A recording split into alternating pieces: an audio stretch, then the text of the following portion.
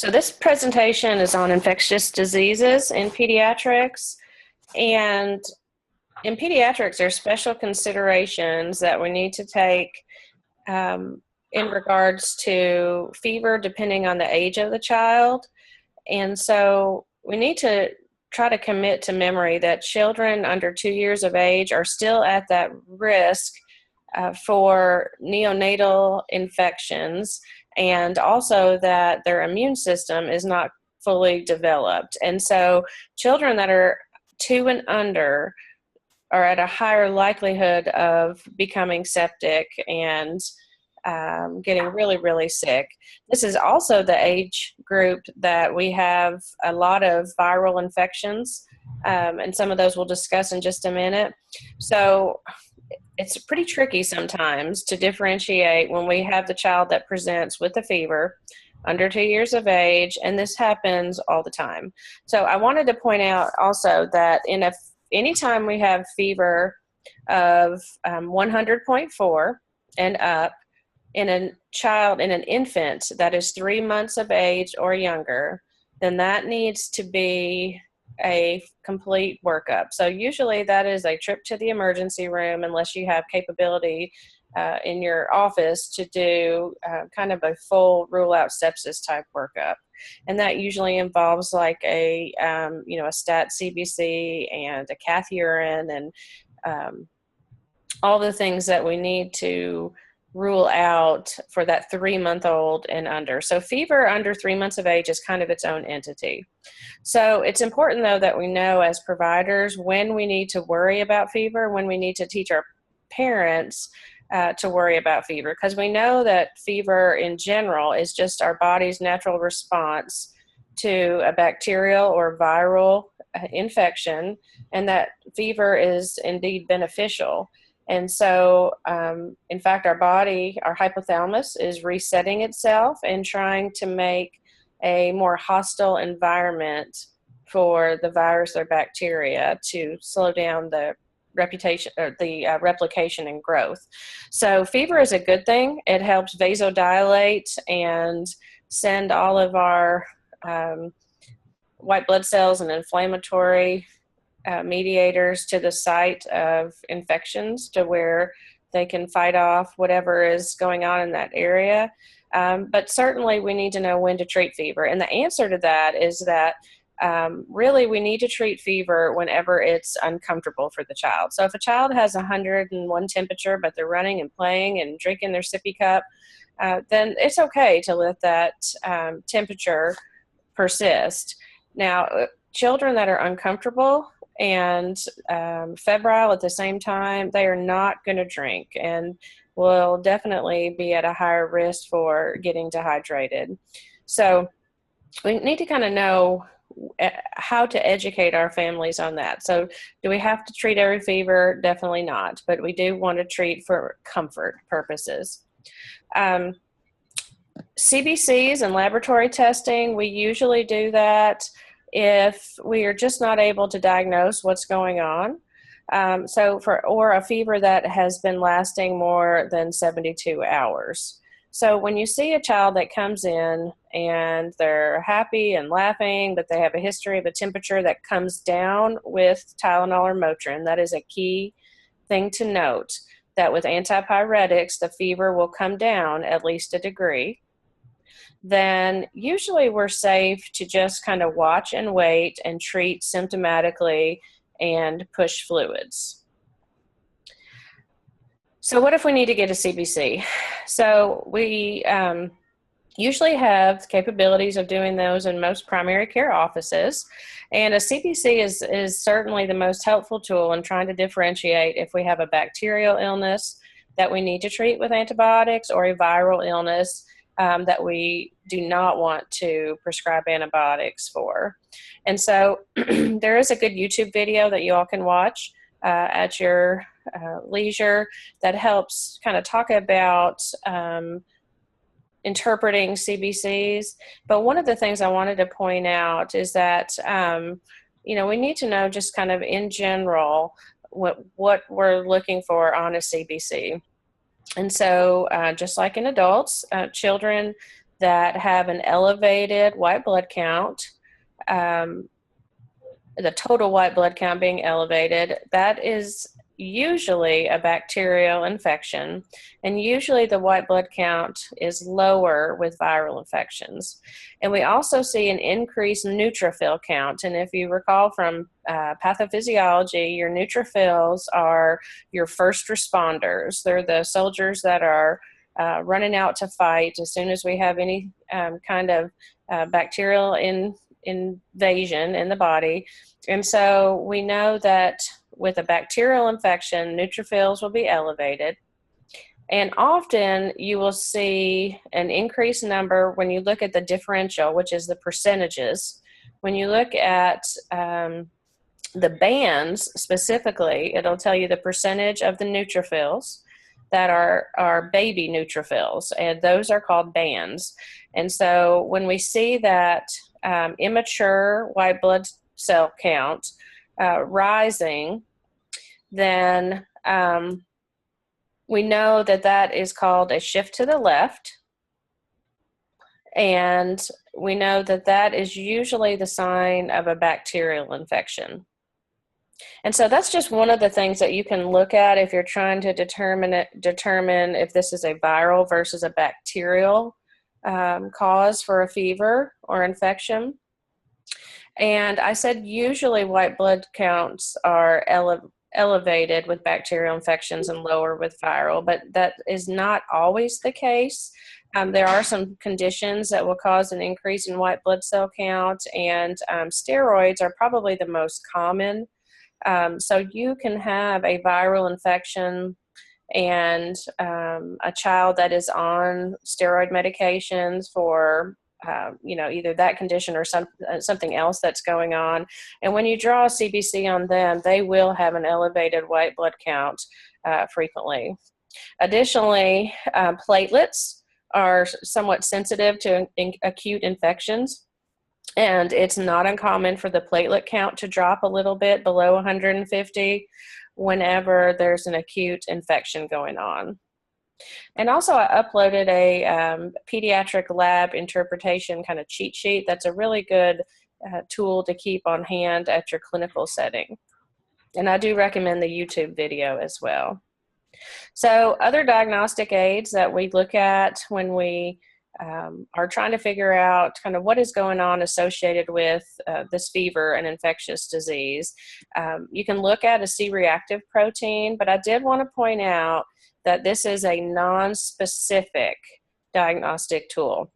So basically, if we're looking at a prolonged fever that we're not really sure what's going on and we're concerned that this may be something bacterial, something not easily diagnosed, you can check a CRP and see if it is elevated. And usually if the CRP is less than 10, then that's usually a viral type fever. The CRP is also one of those diagnostic tools that you can use to kind of follow the therapy and see if a child, if your patient is responding to therapy as you go. So again, the C-reactive protein is an acute phase reactant and it's non-specific, but we do know if that serious bacterial infections are definitely more likely to have an elevated C-reactive protein. And these, a lot of times it gets confusing between when you would want a CRP and when you would want to look at a SED rate, the erythrocyte sedimentation rate or SED rate.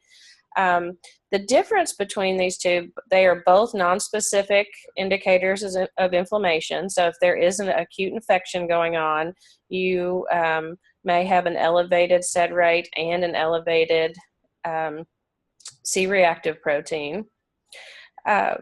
But we do know that if a SED rate is less than 10, it's unlikely that the fever, like again, if this is kind of one of those funky, unknown, prolonged fevers, but we do know if the SED rate is below 10, then it's usually not bacterial. So viral infections usually result in a sed rate around 20, except for adenovirus. But if we have a very high elevated sed rate greater than 60, then that's usually a bacterial infection. So basically, a sed rate won't tell us what we're dealing with, but we can draw a sed rate, and if it is sky high, then it's very suspicious that there's some sort of occult bacterial infection going on. Now, the difference in the C-reactive protein and the sed rate is that the sed rate is a slower reaction than the CRP. So if they're, with an acute infection, the CRP will shoot up, and the sed rate, it will just take a little bit longer, and it will kind of gradually go up. And what they're actually looking at in the lab with the sed rate is the red blood cells. Whenever there is an acute infection going on, then these red blood cells become heavier and they settle to the bottom of the tube quicker. And so just to kind of have a visual of what they're actually looking at, so they're kind of looking at the weight of the red blood cells to see how quickly they settle. So that's just kind of an overview of a C-reactive protein and a sed rate to go along with the CBC that you would draw. And these are all really when we're trying to diagnose a fever that we're not really sure what's going on. So other diagnostic tools for infectious disease, x-rays, and I'm sure you guys see a lot of these done, pediatric patients in your clinical setting. Usually for pediatrics, we do a lot of the long bones and things to rule out fractures, sinuses for sinusitis, lung for pneumonia. Also, you can order pediatric CTs, and these are usually more helpful if we're looking at something like an abscess or a deeper infection, and then an MRI for brain imaging. We use it a lot for like osteomyelitis to rule out staph infections and things. And then also ultrasounds. Of course, we do a lot of these like echocardiograms for the heart. But we can also do abdominal ultrasounds, kidney ultrasounds to rule out any kind of renal pathology or renal anomaly. So it's good to kind of get familiar with when you would order a CT versus when you would order an MRI or an ultrasound by knowing what we're actually looking for and what those tests will provide. So I wanted to talk about a couple common viral illnesses, and we had a presentation on enteroviruses. The enterovirus is it's a group of multiple different types of viruses. The Coxsakie virus family is just part of that broader category of enteroviruses. And enterovirus usually lives in the GI tract. Spread fecal oral, and so we see a lot of this in daycare scenarios. It's also transmitted respiratory, so coughing and sneezing, and so you can guess that it's highly contagious if it's transmitted by both of these mechanisms, and it occurs summer and fall. So enteroviruses are very common daycare, preschool type infections in that age group, and they will just kind of pass through the whole room like wildfire. And so specifically, in the fall, this time of year, we're seeing a lot of this highly contagious viral illness. And so the symptoms can really vary for enterovirus. We talked about specifically the Coxsackie virus, which causes hand, foot, and mouth and can cause herpes angina as well. But you see when you look at the symptoms, they're kind of all consuming. I mean, it's across the board with sore throat and fever, vomiting, diarrhea, just general malaise, not feeling well. But this is often a nonspecific fever of 3 days. So basically, just out of the blue, the child will start running a high temperature, 101, 102, 103, and just generally not feel well, irritable, clingy, and malaise. a lot of times they won't want to drink, both because of their fever and because we get these yucky blisters in the mouth. And so if you look, herpes angina on the left, that is, like I said, that is a Coxsackie virus that is isolated to the posterior pharynx. And so we call it, it's the same virus, but we use the term or diagnoses herpes angina when it just involves the throat. And you see there's kind of those grayish punctate ulcers on the back of the throat. When you're trying to learn this virus, and if you want to do a strep screen, there's no reason not to. It's not going to hurt. You know, it's just a very quick and easy diagnostic tool with a febrile child and a yucky red throat. But you will get to the point where you can differentiate these gray kind of ulcerative lesions on the back of the throat compared to a group A strep infection. And then you look on the right and you see this, your stereotypical hand, foot, and mouth caused by Coxsackie virus.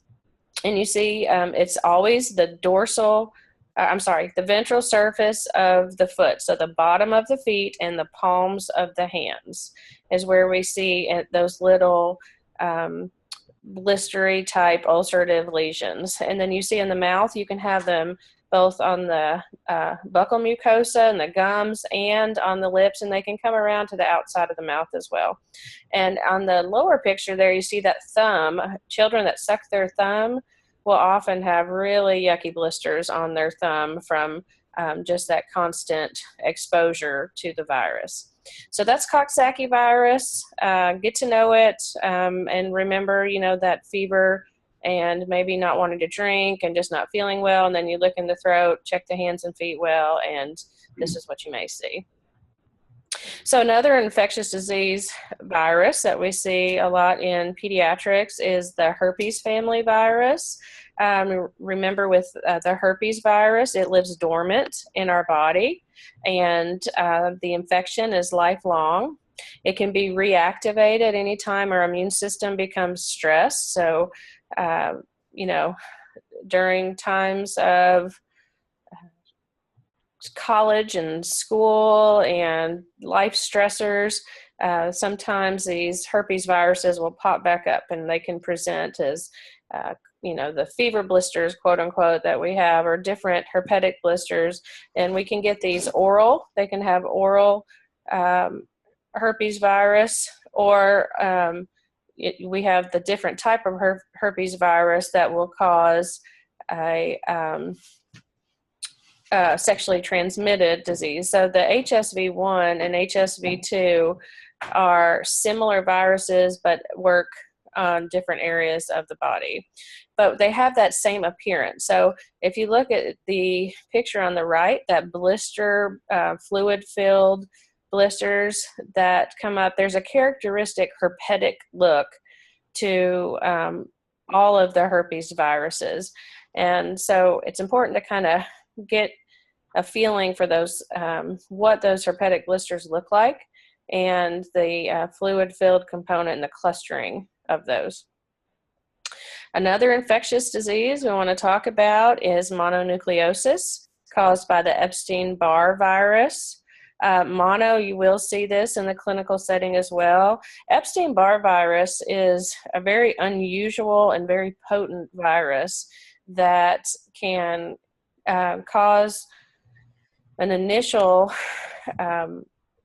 you know, fever, fatigue, sore throat, huge swollen lymph nodes, particularly if you look at the picture on the bottom, posterior cervical nodes, which we don't usually see those a lot with like strep, pharyngitis, and some of the common viral infections of the throat. We see anterior cervical adenopathy, but mono is one of the few things that will cause a marked enlargement of the posterior cervical node. So when you're feeling patients' neck and palpating for lymph nodes, and you feel large posterior nodes, always think about mononucleosis in the back of your mind.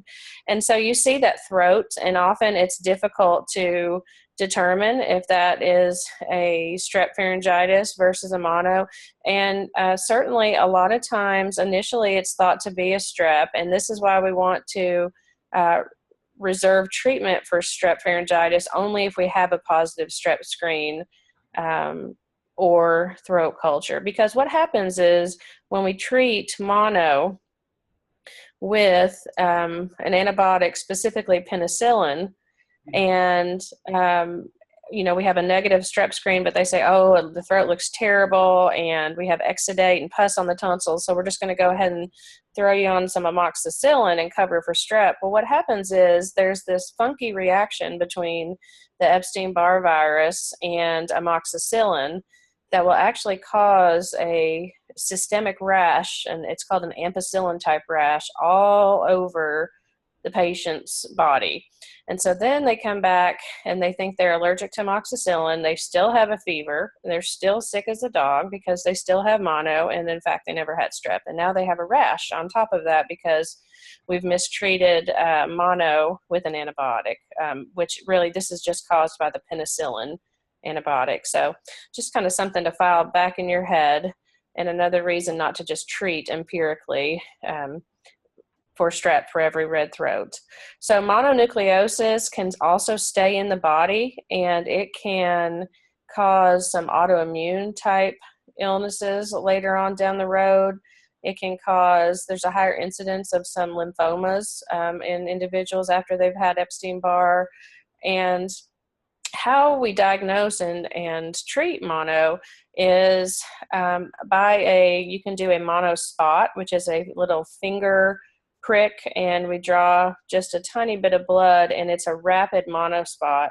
The caveat to this, which these are done in almost all primary care settings, the caveat is that the mono spot will not be positive until about 7 days into the illness. So when if they come in and they have that sore throat and the high fever, and we think, oh, this might be, strep, and it's not strep, a monospot usually is not going to be positive quite yet at that time. So it's more of that, well, this is probably a virus, and you need to come back if you're still running fever in 48 hours. And then if they come back and they're still sick, still running fever, have a horrible looking throat, and the swollen lymph nodes, at that point, we definitely need to do a monospot. And if it's negative, you highly suspect mono, you can draw Epstein-Barr titers, and it will actually tell you, you will look at an IgG and an IgM for Epstein-Barr virus. If you just order Epstein-Barr virus titers, the results will come back, and you can interpret those based on if an elevated IgG, which means you've had mono at some point, or an elevated IgM, which means they acutely have mono at that time. So mono is one of those things where they remain sick for up to 6 weeks with just feeling quite awful. We worry about the enlarged spleen that is often associated with mono, and really these children need to be taken out of contact sports, no trampolines, no PE class, until we can assure that there's not any enlargement in the spleen. Next on the list of viral infectious diseases in children is Roseola. And this is another extremely common but can be tricky pediatric diagnosis. And the main reason that it's so tricky is because the child will present, it's almost always a very young child, 6 months to 24 years of age is the most common age group for Roseola. But they have this sudden onset of really high fever. So we're talking 101 to 103, 104, and it's for 3 to 4 days. And so a lot of times these infants are brought to the emergency room and kind of have a slew of blood work done and urine and everything because of this high fever. And then, they're kind of just sent home without any diagnosis, not really sure what it is. But then what happens is that fever will go away after about 3 to 4 days. And then suddenly, usually 24 hours after the fever breaks, they break out in this classic roseola rash, which is macular and erythematous, and it usually covers their entire trunk, be in their diaper area, and it's non-pruritic, does not itch, and it's just kind of this classic rash. It's a viral exanthem, but this is actually a herpes type virus, but has a different type of look than most of the other herpes viruses. So this is not a blistery rash. This is just a flat red rash all over the trunk. And so really this is diagnosed by history. And so they will tell you that they've had a fever for 3 days. It finally went away. They were given ibuprofen. Now it's gone. We thought they were all better. And suddenly we've broken out in this rash all over. And you say, oh, I bet I know what that was. That was roseola. So there's really not any reason to test for roseola. There's not a way to test for roseola. Usually by the time we know what it is because of the rash, the child's already much better. And so you can just reassure the family that that fever should not come back. And this is a viral rash that will go away on its own. One other herpes virus that we are becoming more aware of, again, varicella, the chicken pox, used to be very, very common, and then our immunizations for varicella worked so well that the first probably 10 years of clinical practice, I did not see one. I did see one case of chickenpox, and when I saw it, I didn't know really what it was because I hadn't seen chickenpox in all of my years in practice. But now we are starting to see some chickenpox and varicella outbreaks again, and we have learned that we need to do a chickenpox or a varicella booster. And so we give that booster at age 11 to try to increase our immunity to varicella. But chickenpox is a very uncomfortable childhood illness. It can also be contracted in adults. We usually don't get it more than once, but in adults, if they have never been exposed to chickenpox and never had chickenpox and they become ill with chickenpox, it is usually a pretty miserable and more severe outbreak. So the older the child, specifically even into like the teenage years, then usually the worse of an outbreak that the varicella will cause. And certainly if they are immunocompromised at all, then the zoster, that's a herpes zoster, can be fatal. It's a very scary infection in immunocompromised. So